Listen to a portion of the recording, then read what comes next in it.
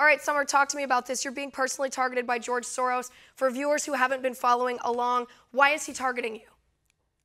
Well, George Soros has a plan, and he's had it for the last 3 years. He's targeting our criminal justice system, our justice system. He wants criminal rights advanced over victims' rights. He wants to eliminate the balance and have the law according to billionaire George Soros. So he's targeted 17 races across this country, and it has been a failed social experiment to the detriment of the very people that the law is supposed to protect.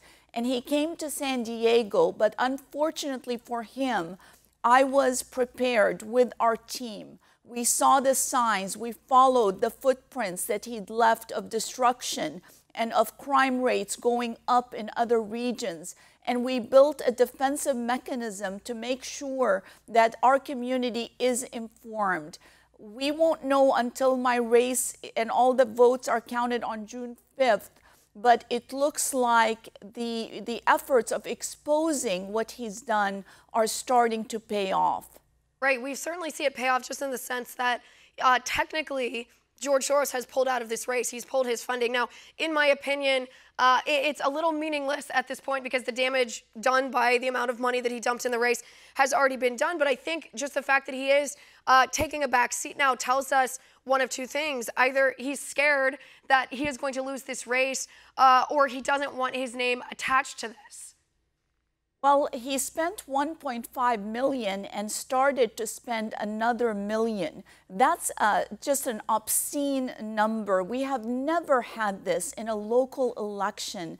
This is supposed to be the most local election, a vote by the people, for the people, to protect the community, for public safety.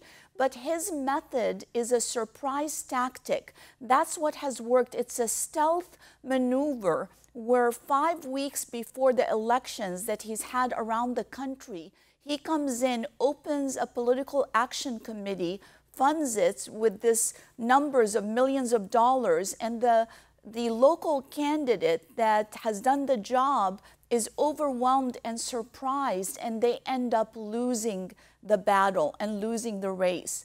In San Diego, we prepared.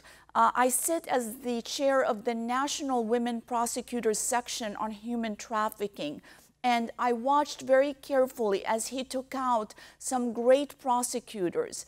And I just didn't want that to happen to San Diegans, a community that I've served for 28 years as a prosecutor.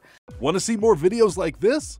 Click on the link below and subscribe to One America News on YouTube, and call your cable provider and kindly demand that One America News is added to your lineup. Call and subscribe today.